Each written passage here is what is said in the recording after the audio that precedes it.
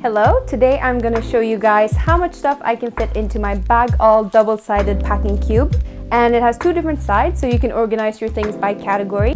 So first we have my amazing toiletry case, the lotions and potions case, my brushes case, and my toothbrush case where I can keep 2 or 3 toothbrushes as well as toothpaste, a pouch for my glasses, my bling bling case where I keep all of my jewelry. So as you can see, everything fit perfectly and there's even room to spare. And now here on the other side, I'm gonna be putting my laptop, a case for all of my chargers and for my little earbuds. And there is even space for my big headphones here. On this side, you even have a third pocket here on the outside. So I'm gonna put my tablet here so I can keep it easily accessible.